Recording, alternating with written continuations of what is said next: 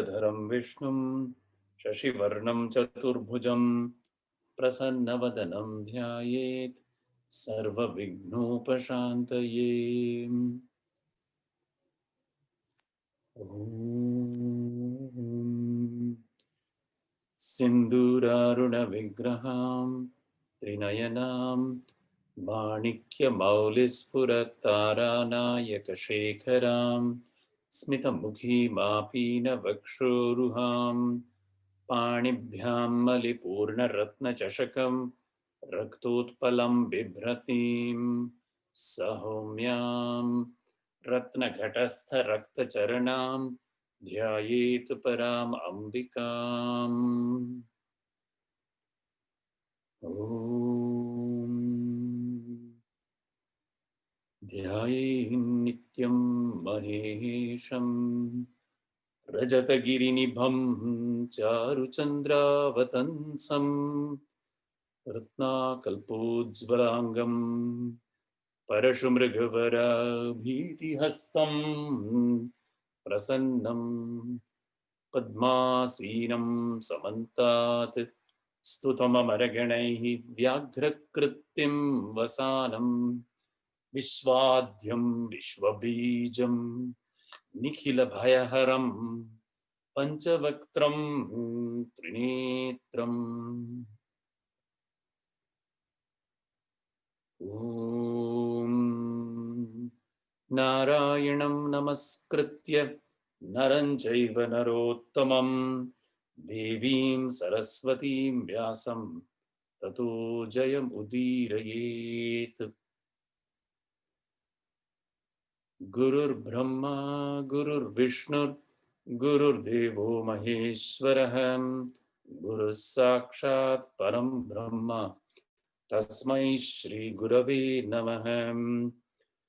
श्रुतिस्मृतिपुराणानाम् आलयं करुणालयं नमामि भगवत्पादं शङ्करं लोकशङ्करम्। ॐ सहना भवतु सहनौ भुनक्तु सह वीर्यं करवावहै तेजस्विनावधीतमस्तु मा विद्विषावहै। ॐ शान्ति शान्ति शान्तिः।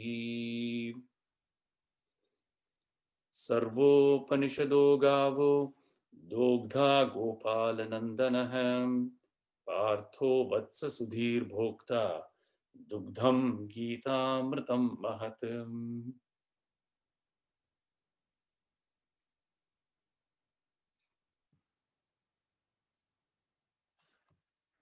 धृतराष्ट्र उवाच धर्मक्षेत्रे कुरुक्षेत्रे समवेतायुयुत्सवः मामकाः पाण्डवाश्चैव किम कुर्वत सञ्जय। श्रीभगवानुवाच क्लैप्यं मास्मकमः पार्थ नैतत्त्वयुपपद्यते क्षुद्रं हृदय दौर्बल्यं त्यक्त्वोत्तिष्ठ परन्तप। यं सन्न्यासमिति प्राहुः योगं तं विद्धि पाण्डव न ह्यसंन्यस्तसङ्कल्पो योगी भवति कश्चन। आरुरुक्षोर्मुनेर्योगं कर्म कारणमुच्यते योगारूढस्य तस्यैव शमः कारणमुच्यते। यदा हि नेन्द्रियार्थेषु न कर्मस्वनुषज्जते सर्वसङ्कल्पसन्न्यासी योगारूढस्तदोच्यते। उद्धरेदात्मनात्मानं नात्मानम् अवसादयेत् आत्मैव ह्यात्मनो बन्धुः आत्मैव रिपुरात्मनः बन्धुरात्मात्मनस्तस्य येनात्मैवात्मना जितः अनात्मनस्तु शत्रुत्वे वर्तेतात्मैव शत्रुवत्। यथा दीपो निवातस्थो नेङ्गते सोपमा स्मृता योगिनो यतचित्तस्य युञ्जतो योगमात्मनः यं लब्ध्वा चापरं लाभं मन्यते नाधिकं ततः यस्मिन् स्थितो न दुःखेन गुरुणापि विचाल्यते शनैः शनैः उपरमेत् बुद्धया धृतिगृहीतया आत्मसंस्थं मनः कृत्वा न किञ्चिद् अपि चिन्तयेत् सर्वभूतस्थम् आत्मानं सर्वभूतानि चात्मनि ईक्षते योगयुक्तात्मा सर्वत्र समदर्शनः यो मां पश्यति सर्वत्र सर्वं च मयि पश्यति तस्याहं न प्रणश्यामि स च मे न प्रणश्यति चञ्चलं हि मनः कृष्ण प्रमाथि बलवदृढम् तस्याहं निग्रहं मन्ये वायोरिव दुष्करम् असंशयं महाबाहो मनो दुर्निग्रहं चलम् अभ्यासेन तु कौन्तेय वैराग्येण च गृह्यते असंयतात्मना योगो दुष्प्राप इति मे मतिः वश्यात्मना तु यतता शक्यो वाप्तुमुपायतः पार्थ नैवेह नामुत्र विनाशस्तस्य विद्यते न हि कल्याणकृत् कश्चित् दुर्गतिं तात गच्छति मनुष्याणां सहस्रेषु कश्चिद् यतति सिद्धये यतताम् अपि सिद्धानां कश्चिन्मां वेत्ति तत्त्वतः मत्तः परतरं नान्यत् किञ्चिदस्ति धनञ्जय मयि सर्वम् इदं प्रोतं सूत्रे मणिकणा इव रसोऽहमप्सु कौन्तेय प्रभास्मि शशिसूर्ययोः प्रणवः सर्ववेदेषु शब्दः खे पौरुषं नृषु बीजं मां सर्वभूतानां विद्धि पार्थ सनातनम् बुद्धिर्बुद्धिर्मतामस्मि तेजस्तेजस्विनाम् अहम् बलं बलवतां चाहं कामरागविवर्जितम् धर्माविरुद्धो भूतेषु कामोऽस्मि भरतर्षभ दैवी ह्येषा गुणमयी मम माया दुरत्यया मामेव ये प्रपद्यन्ते मायामेतां तरन्ति ते चतुर्विधा भजन्ते मां जनाः सुकृतिनो अर्जुन आर्तो जिज्ञासुरर्थार्थी ज्ञानी च भरतर्षभ तेषां ज्ञानी नित्ययुक्त एकभक्तिर्विशिष्यते प्रियो हि ज्ञानिनो अत्यर्थम् अहं स च मम प्रियः वेदाहं समतीतानि वर्तमानानि चार्जुन भविष्याणि च भूतानि मां तु वेद न कश्चन इच्छाद्वेषसमुत्थेन द्वन्द्वमोहेन भारत सर्वभूतानि सम्मोहं सर्गे यान्ति परन्तप येषां त्वन्तगतं पापं जनानां पुण्यकर्मणां ते द्वन्द्वमोहनिर्मुक्ता भजन्ते मां दृढव्रताः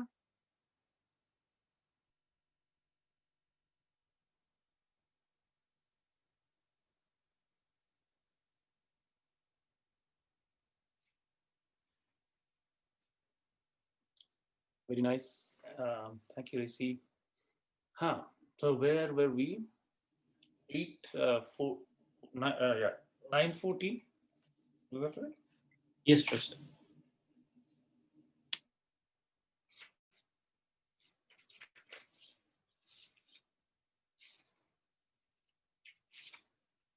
Hmm. And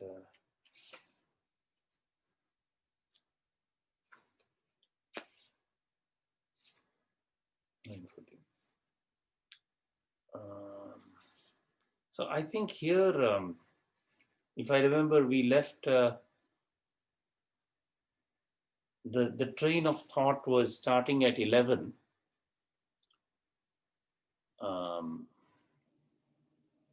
Because Bhagavan has already said that he is the supervisor, adhyaksha, and how the world revolves in manifold ways. Jagat viparivartate, right? That was 10 actually.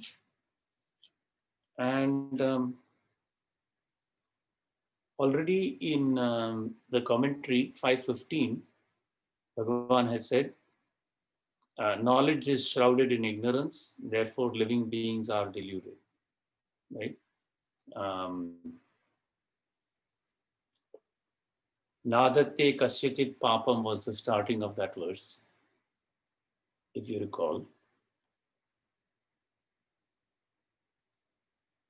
And the essence of that is Bhagavan says, I do not take any devotees, anyone's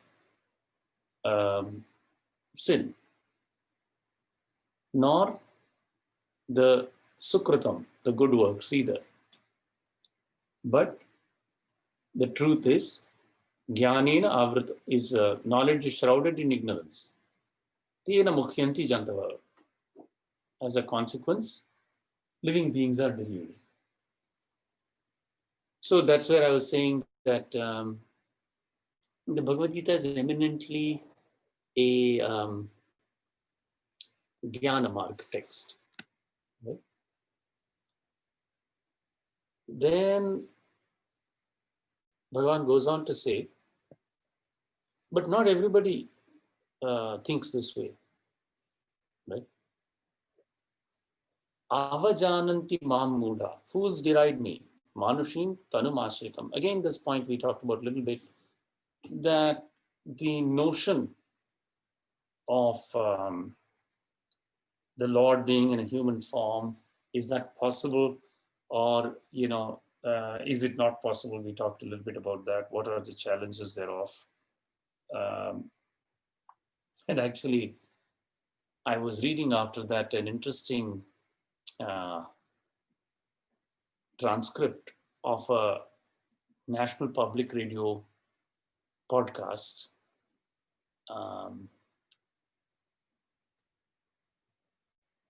There is a program called Fresh Air. I don't know if you have heard on NPR. It's a very good program. It's a long time it was hosted by a lady called Terry Gross.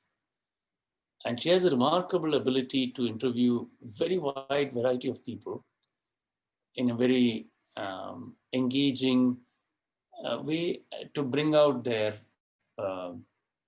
various viewpoints in a very, a welcoming atmosphere. So in this one, she was interviewing, it's a probably historical one, I just happened to chance upon it, a person who was an evangelical Christian and then became a historian and then became an agnostic. So the movement of his faith was very interesting, but actually quite rational,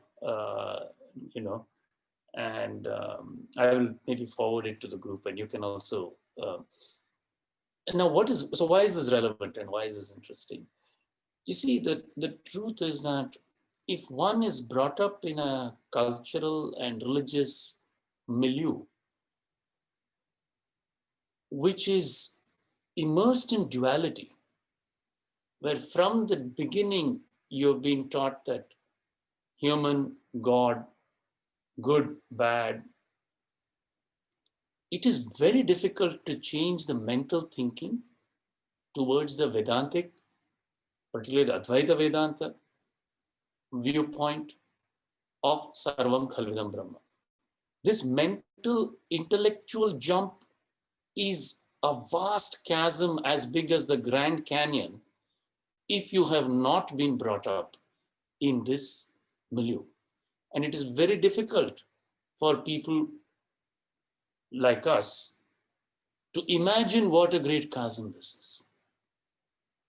And when I see this, I read this, it brings me to tears that is inaccessible to people unless they open their mouths. And simultaneously, how blissfully millions to billion Hindus ignore this fantastic gift bestowed on us by the rishis and don't make use of it.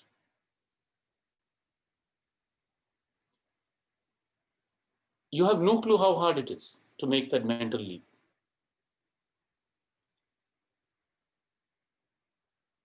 So the fundamental problem that podcast revolves around is Jesus Christ never said he was God, as far as people can have recorded. So how did he become a God? Okay, it's a good question. And the historian, fantastically clear in his he's very clear. What can history be clear about? It cannot tell you the whole past. It's only concerned with events, recorded events from which you can infer something. Very beautiful. So, goes on to talk about there is something called exaltation Christology. So, what is exaltation? See, the central point was that as far as facts can tell, if facts are, recorded facts we believe, is that Christ was crucified on the cross. And then there is a record that there was a tomb and his tomb was found empty. This is the truth. This is, the truth meaning relatively, this is what is recorded and accepted. Historians will accept that this was a recorded truth. They're not saying that his tomb was truly empty. All they're saying is this is what people have said. And a large number of people agree in the Gospels, maybe in the even historical record. They say, yes, this is one thing that seems to have happened, that the tomb was deserted. The second fact that everyone can aver to is, it seems like a large number of followers recorded that they had a vision of him. Okay, these are the 2 points. Those seem to be not so much in dispute. So then what this guy asks is, first of all, he says the first time you see somebody's tomb is deserted, what's your first conclusion? You're not going to conclude they're exalted to God. I'm talking now from the very dual, practical, let's say somebody robbed his tomb. Right? So what I'm saying is, the moment you start thinking in a very mundane fashion, the moment you start thinking everybody, blah, you can bring in very logical explanations for things that are not at all divine. Right? So a perfectly logical explanation is, okay, some guy, he said something, he irritated Pontius Pilate and the Roman, what was he called? He was a Roman, I don't know what his exact title was. He was in charge of that area, right? I don't know, they had a particular name for it, I think, not prefect or something like that. Anyway, he was the Roman in charge of the area. And he got a report that somebody is going around calling himself the king of the Jews. That irked them. So he said, this man must be crucified, and maybe some others also. So they crucified him. Okay, this much maybe is factually not in dispute. Then somebody said there was a tomb and the tomb was empty, and then others had this vision. Okay, so first of all, logically, what this guy goes about to show is that it was highly unlikely that Christ was given a tomb at all. He said that entombment of crucified people was unheard of. It was, they were meant to actually be eaten by crows and vultures and wild animals to drive home the fact that this was such a bad thing. And so he says it's extremely unlikely, based on Pontius Pilate's previous rulings and the experiences given to those who were crucified, that somebody would make this exception is highly unlikely, according to him. Okay, so now we have exaltation Christology. So basically, people felt he was God because his tomb was empty and he appeared to some other people. Now, it's a question of frame of reference. From a very mundane viewpoint, this is ridiculous. Okay, you can say this is, I can find 100 other explanations for this. But if you have practiced yoga and you know that in yoga, there is not just one miracle of Christ, okay? Re-entering your body is, or re-entering another person's body, even further, parakaya pravesha is a well-established thing. Now, The question is how familiar you are with it. If it's an act of faith for you, then definitely it'll be an act of faith, right? Okay. But the beauty of grown up in our Bharatvash and being exposed to these things is there is not just one miracle. They say, oh, Christ walked on water. So, therefore, in that part of the shepherding community and the rest of the world where these things were unheard of, this man became a god. I'm not trying to say that Christ does not have divinity. My question is, who doesn't have divinity? Yes, indeed, the light shone fantastically, beautifully through Jesus Christ. There's no doubt about it. If all the wordings that are attributed to him are true, then there is no doubt. And why should there be any doubt? Right? Is divinity impossible in anyone? No, it's not. It is not. So it depends on which standpoint you approach this. If you approach this from the first standpoint that I'm very mundane, God is different, man is different, good and bad are like this, then it is very difficult to reconcile. Now, more importantly, if you look at our Yoga Sutra, the Siddhis, Anima, Garima, Laghima. Laghima means light as a cotton. Such person in the Yoga Sutra, if you read the Yoga Sutra, Vibhuti Pad, it says such person can traverse over thorns and other things like a cotton. Okay. So it's not just one miracle. We know 5 other miracles that could have been done, that have been done, right? Now, how does that happen? This is a subtle point. Does it happen truly in the physical world? This is not something that they have talked about. We have to experience it. It's experiential, right? You see what I'm trying to say? All that the rishis have left is a record. And the record is, these are certain things that can happen. If you follow certain practices, these are possible. So they have opened our minds to a possibility, to a sequence of set of possibilities. And that's a great gift. Right? Whether you accept it or not is up to you. Right? Nobody is forced to accept it. You can definitely question it. But what I'm trying to say is that just like with my limited knowledge of relativity, if we don't take space and time to be fixed quantities, right, it opens up a branch of physics which Newtonian mechanics cannot access, yes or no? This is a fact. So those 2 points, let's say I give you the possibility, space is not fixed. Possibility, time is not fixed. And now LIGO is showing us that space-time is curved. Gravity curves space-time, right? Nobody debates this, right? So many authoritative physicists have made these measurements, right? But now, every day we don't see space-time is curved. I used to joke with Shani. I used to say that if your teacher tells you that your homework is late, say that you ran by a very massive thing and space-time got curved, and due to time dilation, you could not turn in your homework on time. Especially with physics homework, you might get extra credit for it. Right? At least it shows an intelligence, right? It is not like my dog ate my homework. I would give extra credit if a student came and gave such a creative answer. So, but the truth is, on a day-to-day level, now the LIGO experiment is there, but every day do you worry whether space-time is curved? No, you don't. No, it's the same thing, right? The rishis opened a set of possibilities. They say anima, mahima, laghima, garima, all these are possible. Ashta siddhi navanidhi ke data, right? Parakaya pravesh is possible. They open these possibilities for you. Whether you experience them or you acknowledge them on a daily basis is up to you, right? But isn't it far better to have these possibilities opened up to you than to grow up in a culture where they are not even there, and then the one person who manifests 1/3 of them you feel is the only way, right? Now it gets more interesting. If you're interested in the political and other implications of this point, later, people were uncomfortable with the fact of exalting him only because of the death thing. So they said, well, actually, from the day that he was born itself, he was God only. Then came the Immaculate Conception idea. You see, because even before the Christians, the Greeks talked about the gods. right?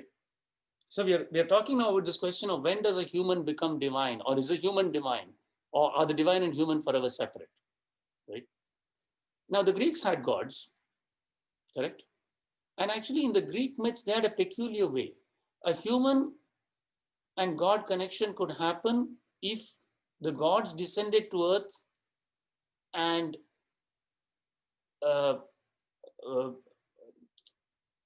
they had relations with a mortal, and the offspring of that divine and mortal would be a divine, like Hercules. Hercules is the child. I mean, it's there just like in our case, Kunti and the Pandavas themselves, right? This same idea is there, right? It was there in the Greeks also. It's not a Christian idea. It predates Christianity, right? So this is one way, but there are many other ways. So, the way, how can humans become divine? Different cultures have different beliefs about it, right? But the fundamental mind shift that our Advaita Vedanta brings about is, it kind of says that this distinction between human and divine and all these realms of perception is much more porous than what other cultures have imagined, right? It's much more of a continuum, right?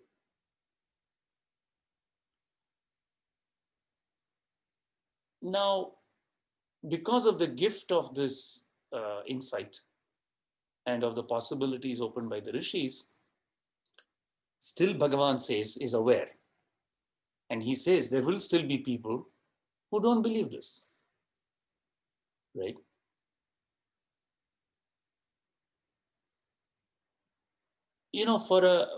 For a true Hindu or Vedantin, it is not a question whether Christ was divine.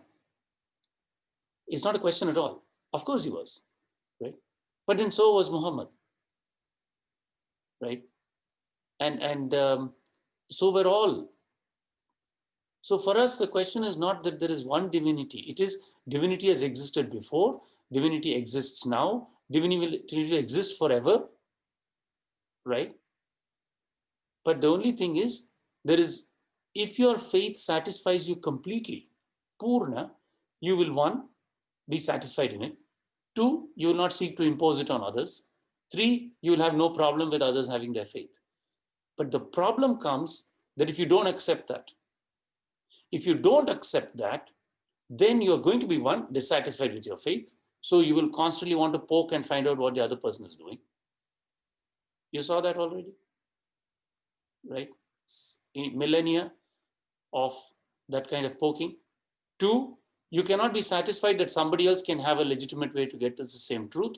So you're going to take your sword and say, yield or die, or you're going to try to convert. You're going to exploit people who are poor. You're going to go and try to convert them. You're going to do all kinds of spiritual violence on them because you can't take it. It has to be your way. It's not possible that anybody else can, right? And three, you're going to say, this is the only way, this is the only person, nobody else is going to come after this. Or worse still, you're going to be waiting and saying, oh, another Messiah is going to come. We are waiting for the second come. These are all ridiculous to a Hindu and a Vedantin. This is all baloney. Okay? You can wait. Keep waiting. Very good.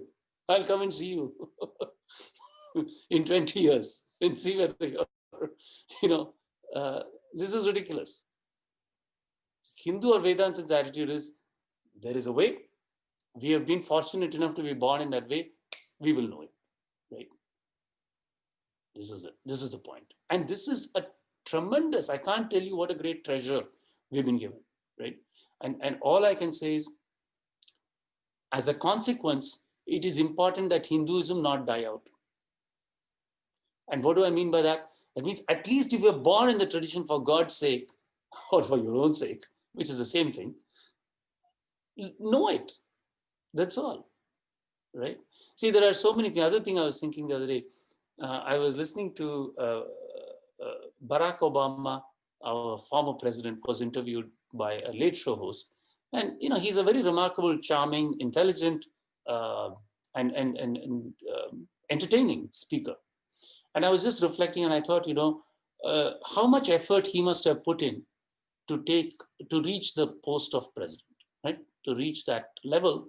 Not easy. I mean, definitely, of course, he had some good things happen to him undoubtedly, but the amount of effort. Now, there can only be one president at a time, right? So not everybody can be president. Yes, right? This is a fact, simple fact. Let alone that, let's say tomorrow you are working in some company, there is one position above you.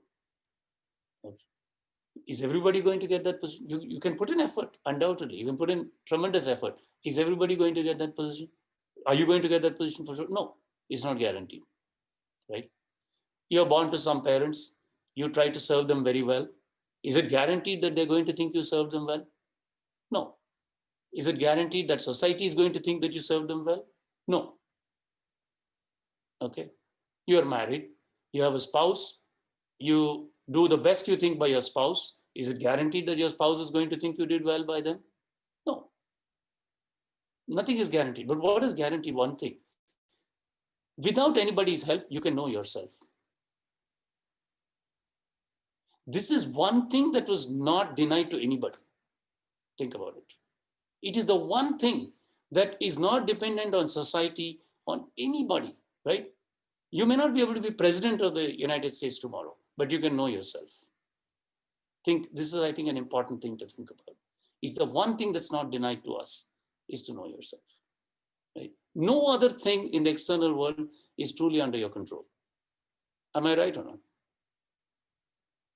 Right? You can be a very good person. You can do everything right, but there's no guarantee that the fruits will follow in this life. Maybe they'll follow in future lives. But the one thing, however, you may aspire to whatever thing, that is not guaranteed. But the one thing that is given is nobody is going to come and hold your hand and say, no, you can't know yourself.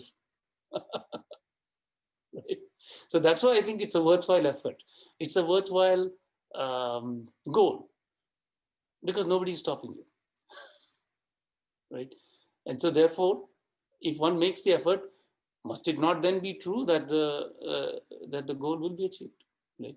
So it's meant to also inspire you that there is no external factor that is posing any obstacles in this path. Anyway, but what to say of those who deride Bhagavan, Mudha, who have assumed, deride him, thinking he has assumed human body. They are unaware of my transcendent status as the great Lord of beings. And then Bhagavan goes on to say, in a sense, echoing the last point I was making, that moghasha mogha karmana, futile are their desires, futile are their works, futile their cognitions. They are mindless, for they have resorted to the delusive nature of monsters and demons. Rakshasim, asurim. Again, in a related thing, in something I was discussing about Shraddha Paksh, I mentioned that the Kilalam and Parisritam that comes in the Shraddha mantra, the consumption or the basically the offering of blood and liquor is for Rakshasas and Asuras. Right? So this is the nature of them. On the contrary, he says, the faithful, Mahatmanastu Mam Partha Daivim Prakriti Mashritaha Bhajanti Ananya Manaso Gyatva Bhutadim Avyayam. But magnanimous persons resorting to a nature that is divine adore me single-mindedly, knowing me to be the imperishable source of beings.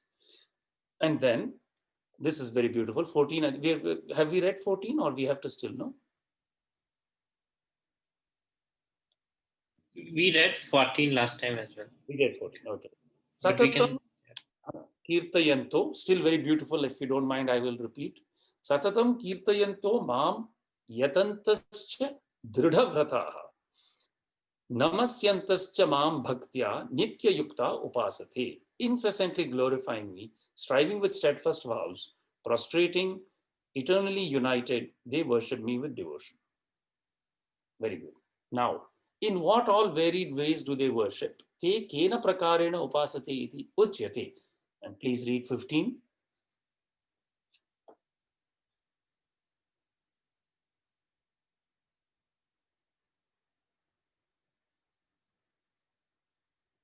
I can go. Please. ज्ञानयज्ञेन चाप्यन्ते यजन्तो मामुपासते एकत्वेन पृथक्त्वेन बहुधा विश्वतोमुखम्. Jnana yajnena, the sacrifice of knowledge, instrumental case, through the sacrifice of knowledge. Cha api anye, and others. Yajanto mam upasate. They worship me through this sacrifice of knowledge. Yajanta. Jnana yajnena jnanameva bhagavad vishayam yajnah. Tena jnana yajnena yajantaha pujayantaha mam ishvaram cha api anye anyam upasanam parityajya upasate. Giving up other upasanas, they do this worship. Ekatvena prithaktvena. So, Tacha jnanam ekatvena ekam eva param brahma iti paramartha darshanena yajantaha upasate. The supreme Brahman is one only. That knowledge treats me as one.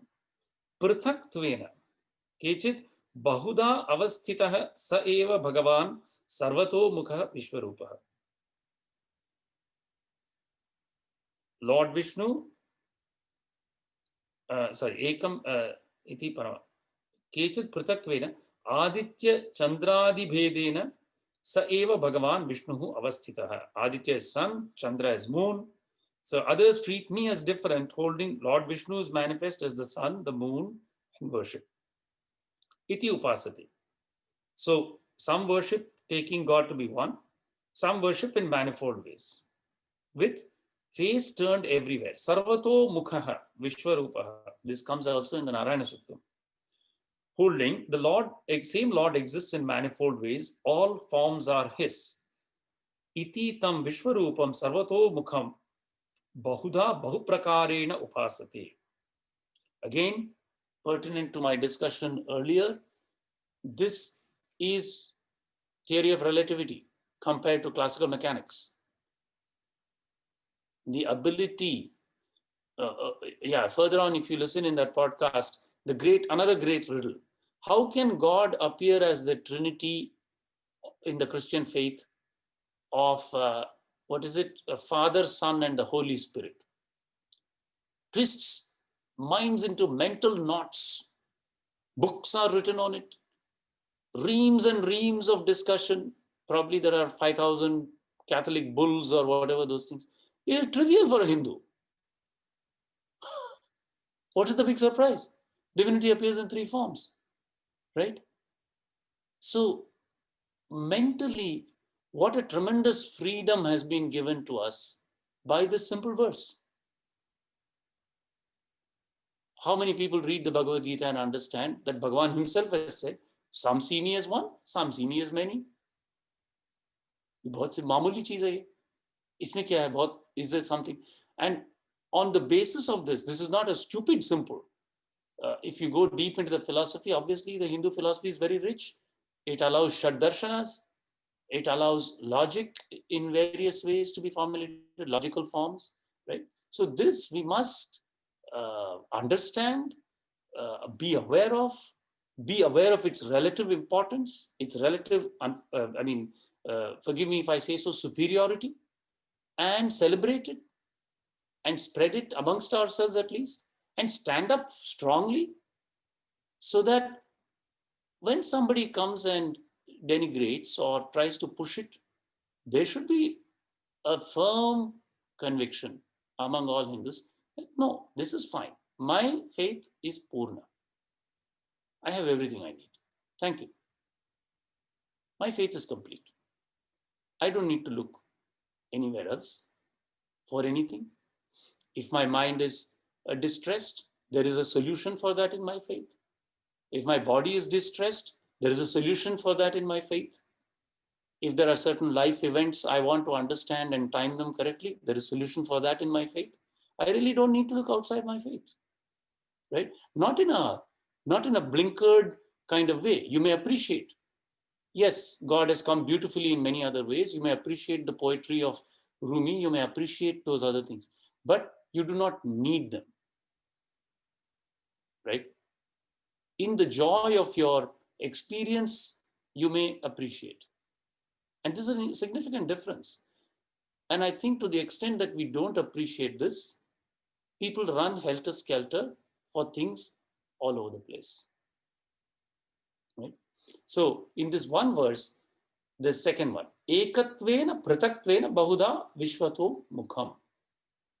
Bhagavan has clearly said, see, some treat me as Lord is one. So, this big debate, the moment you go out and talk to anybody, they'll be, oh, is Hinduism monotheistic or polytheistic or henotheistic? And you will only feel like, where is the nearest brick wall so I can bang my head, because I'm never going to be able to explain this to you.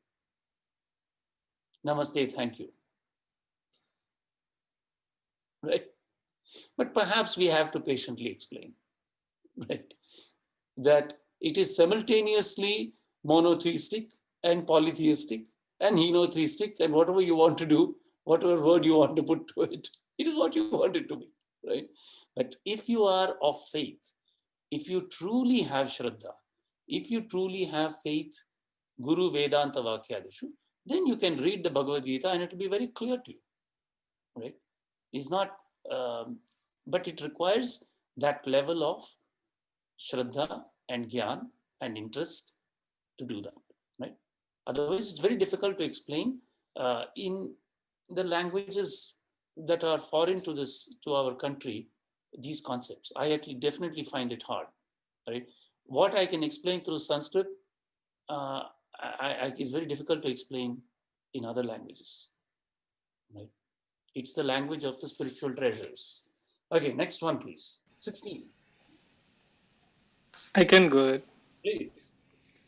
Aham kraturaham yagnaha swadaham aushadham mantrohamahame aham agniraham hutam. Very nice. You broke it beautifully. Right. Aham kratu. Kratu is an ancient word for yajna. Vedic rites are called kratu. Does anybody here say Aditya Hridaya Stotram? Yes, sir. You remember it occurs there Yeah. also? Yeah. Huh? Right. I'm not able to recall that stanza, but yeah, he said the Kritu and the Kritu Phalamevacha, something like that. Yes. Kratunam. Kritu Nam Phalamevacha. Kraturam Phalamevacha. Professor, so this shloka in the 16th shloka, this shloka more like Brahmarpanam Brahmavid, but said in first person now instead of third person. That's right. That's a very nice, yes. Yes, there is a parallel. Correct. Thank you for pointing it out. Aham yajna, right? Swadha. Swadha is a very beautiful word which is used when offering the oblations to the ancestors. Swaha is offered for the gods. Swadha when offering to the pitras. Svada aham. Aushadham, which is the herbs or plants, particularly the medicinal plants. Mantro aham.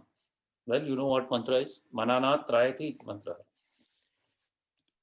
Aham. Ahameva, I indeed, ajyam. So ajyam is also offering, right? In this case, the ghee. And he translates it lustrated butter. Ajyam. Aham agni. I am also the fire. and I am hutam, I am that which is offered in the fire, oblation. I am the elaborate Vedic rite, I am the sacrifice, I am the ancestral oblation, I am the edible herb, I am the incantation, I am the lustrated butter, I am the fire, I am the oblation. Aham iti, aham kratuhu, shrauta karma bhedah, aham eva. Aham yajnah smarta. So this is again, if you go and read in samskaram.com, there are shrauta yajnas and smarta yajnas, right?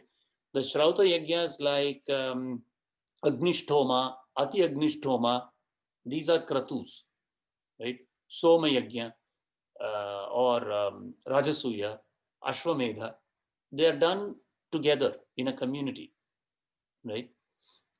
To be distinguished from the smarta yajnas, right? Which are like Agnihotram, etc. They are done within every household, every person does it. They are not community sacrifices. Samidhadhanam is a smarta yajna.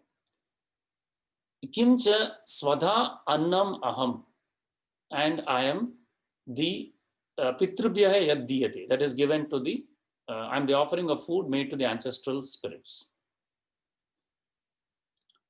Aham aushadham sarva pranibhi, I am the herbs on which living beings feed, including rice, barley, etc. According to Bhagavan Sri Shankaracharya, that includes all the vachyam, vrihi, yava. Yava is oats. Oh, here is written as barley. Okay, maybe vrihi is rice, of course. Bahuvrihi comes from that. Adi sadharanam, and even the ordinary things. Athava svadha iti sarva prani sadharanam annam. Or svadha may denote the food of all living beings, whereas aushadha denotes healing herbs. Okay, so he is giving both interpretations. Mantra aham, I am the incantation with which offerings are made to the manas and the gods. Yena pitrubhyah devatabhyascha havihi diyate.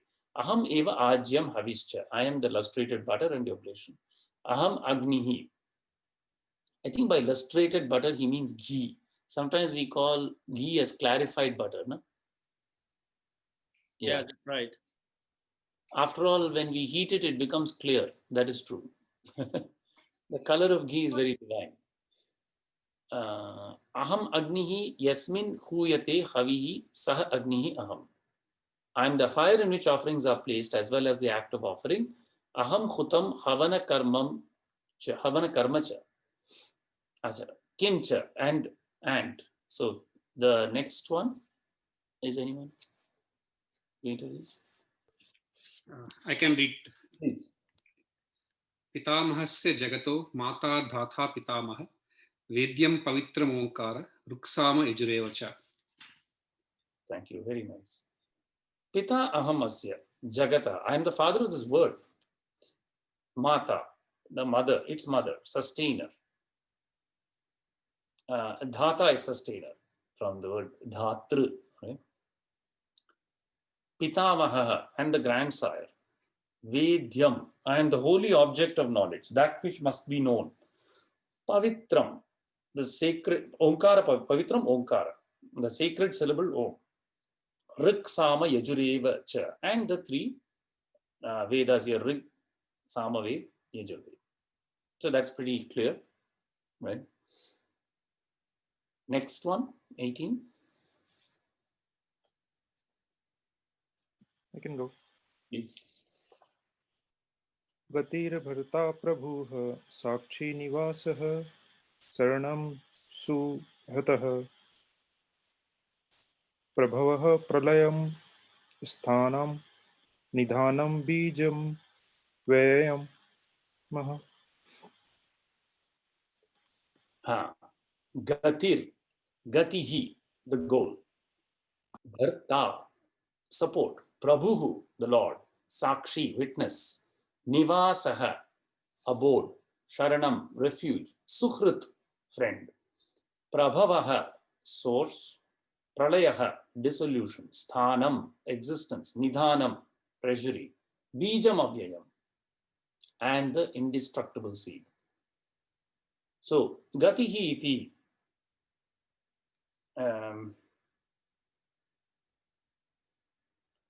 Gatihi karma phalam, bharta poshta. Goal is the fruit of actions. Bharta poshta, the support is he who sustains. Prabhuhu swami, Lord is the owner. Sakshi praninam krita kritasya. He is the witness of both what is done and left undone. Yasmin praninaha nivasanti sharanam artanam. He is the abode for all living beings dwell in him. He is the refuge of those who suffer. Prapannanam, the dispeller of sufferings of those who have sought refuge. Arti haraha. Prapannanam, those who have surrendered, for them, Arti haraha, the dispeller of those sufferings. Sukhrit, prati upakaran anapekshaha.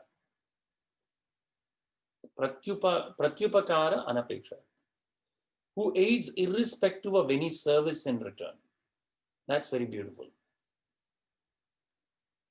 So, prati upakara, in return, getting some benefit. Anapekshaha,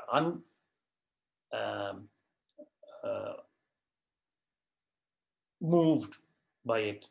Indifferent to return of service. That kind of a friend. Friend who is indifferent to return of service.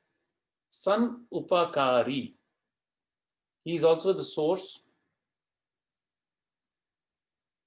Prabhava utpattihi jagata. That is the one. Source of the world's origin. So the San upakari goes with the pratyupakara anapekshaha upakari. That is the friend who is indifferent to return of service. Pralayaha praliyate asmin iti. He is the dissolution, that in which the world is dissolved. Tatha sthanam tishtati asmin iti. His existence as the world exists in him. Nidhanam nikshepaha kalanta ropa bhogyam. He is the treasury of fruits which the living beings reap in future. Bijam praroha karanam. He is the seed, the cause of sprouting all that sprouts. Praroha dharminam. Avyayam. The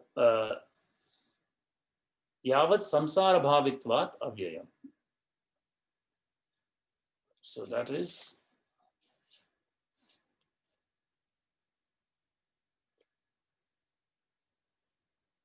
it is indestructible because it coexists with the world. Nothing seedless sprouts. Nahi abijam kinchit prarohati. Nityam cha praroha darshanat bija santatihi na vyeti iti gamyate. It follows that the chain of seeds is never terminated. The process of sprouting is always observed, so it follows that the chain of seeds is never terminated. Besides,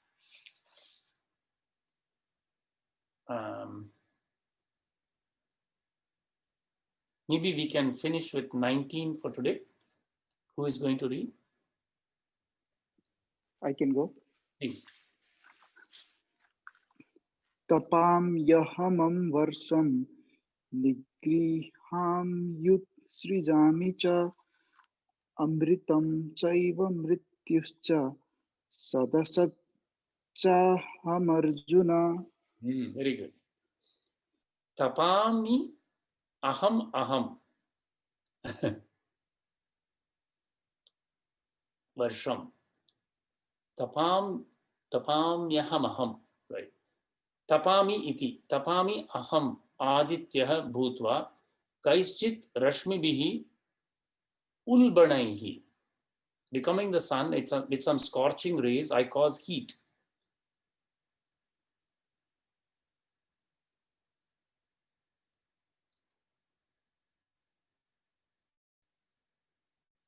Aham varsham. So tapami aham is the first one. I cause heat as the sun. Aham varsham, and I also send forth rain. Nigrihnami, that is I restrain, and utsrajami, and loose forth. Nigrihnami utsrajami cha varsham. So I cause heat, and I also both arrest and send forth the rain. Amritam chaiva mrityuscha. I am immortality and I am death. Both sad, asat, cha aham Arjuna. I am both being and non-being.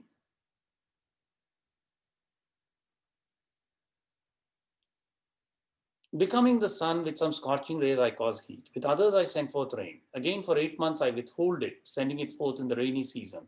Once more, that being the Chaturmasya, right? I am the immortality of the gods and death of the mortals. Being is what exists in relation to some, that is its cause. Its opposite is non-being, which does not so exist. Both these I am. I am both cause and effect to Arjuna. The Lord is never absolutely non-existent, nor is effect existent while cause is non-existent. So here Bhagavan is giving a very fantastic thing which goes deep into philosophy of the two schools, Satkaryavada and Asatkaryavada. And he says that I am the source of both. So he says here, Sat yasya yat sambandhitaya vidyamanam tat tad viparitam asat cha eva aham Arjuna. Being is what exists in relation to some. Sat yasya yat sambandhitaya vidyamanam tat tad viparitam asat cha eva aham Arjuna. Or on the other way, one can say, another way of understanding this is to say that the Lord is both Brahman and the Jagat. Right? And again, that is consistent with that slight changed translation, may be more consistent with his being both the cause and the effect. Right?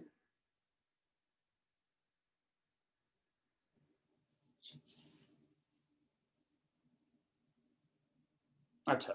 So I think this is a reasonable place to take a break for today. Then after that, there will be more nice things to read. But also time to maybe pause for some questions, comments, etc. On the verses we read today.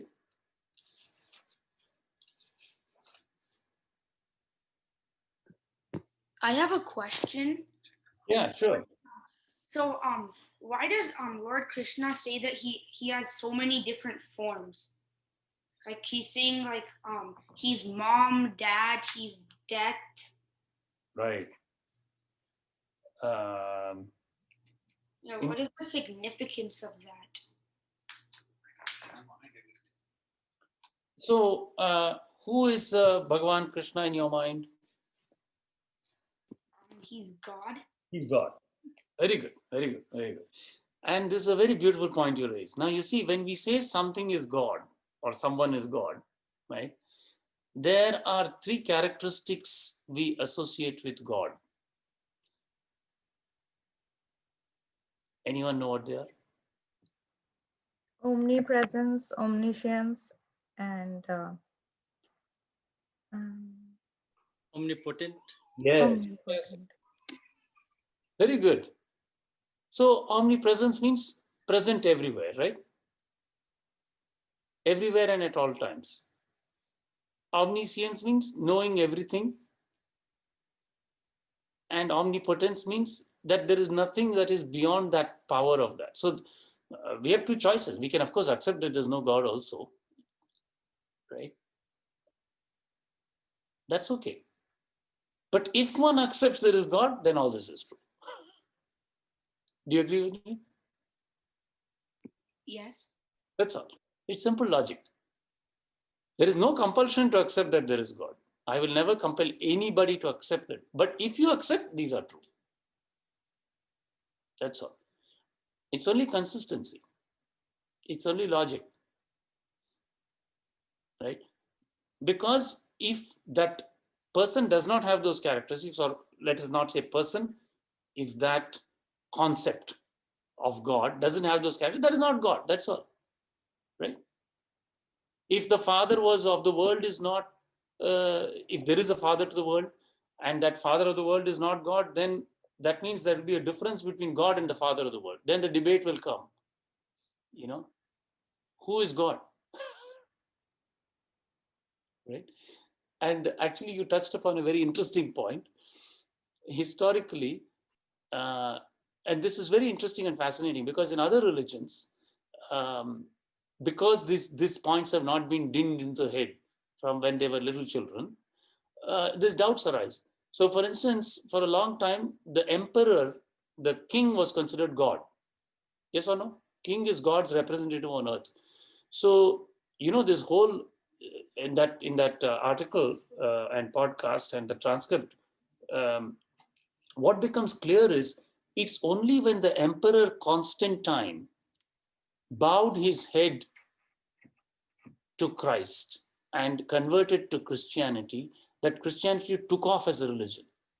Otherwise, it might have been a small sect of Judaism, like there are so many other Coptics and Druze and whatnot. It would not have taken off. It took off because political authority and bowed to religious authority, kingly authority. So, you see, it created a confusion then. So, if the emperor is God and he bows to this man, then who is God? Which is the greater God? So, Hinduism solves all these problems at one fell swoop. Right? But Bhagavan is careful. He does not say that every human being is God. He never said that. Yes or no? Yes, he is. He is in everybody. But not everyone's behavior is godly. Yes or no? He said in one of those verses, Balam balavatam asmi kamaraga vivarjitam. If you see somebody who's strong like a king, I am that strength which is not opposed to, which is free of kama, desire and lust, and passion, raga. And then he, following verse, in the rest of the verse, he says, Dharma aviruddho, right? I am a kama that is unopposed to dharma in all beings, right? So it basically says that although Lord is the underpinning of everything and is in everything, can appear to us in everything, in certain behaviors we emulate the Lord perfectly. And in other behaviors we do not. Right? Because being a human being, one is subject to both the divine and the demonic tugs. Right? So they're not inconsistent in that human actions can be opposed to the divine plan, right? And that is not inconsistent with the fact that yet the Lord is in everything. So to continue your point, Cheta, is of course you're free. I should also wait to see whether it was satisfying or not, the explanation. God is also considered immanent.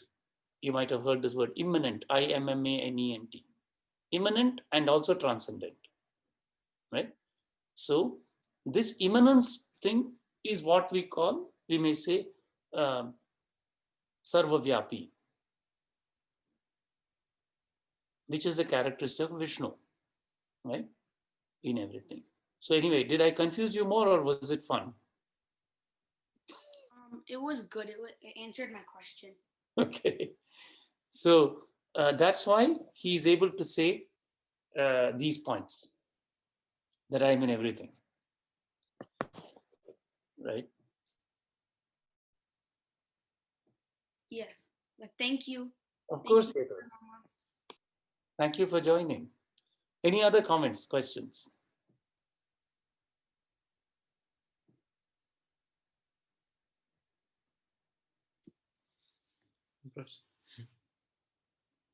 I should put this in this gallery view, I think, then I can see everybody. Otherwise, I keep thinking I have to scroll to the right or the left.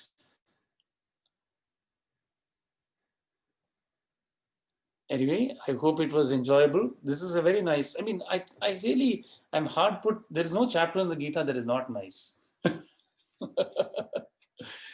I think that's the joy of it. Any chapter you pick up, any verse you pick up, there is just beautiful and delightful. And so it was fun to read 9. And I hope you enjoyed it. And I hope it inspired you to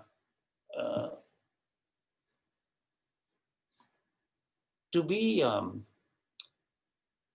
deeply, I would say, grateful for the blessing of having the Bhagavad Gita so accessible for us, right? That we were born in a tradition where this is the text, one of the texts, right? At least whenever I have our satsang and when I read these things, these are the feelings that go through my mind. Oh Lord, how lucky. Thank you. Life could be very hard otherwise. Right? So, probably, just like, Einstein students must have felt quite happy, right? Thank you. I'm glad I have a good advisor like this.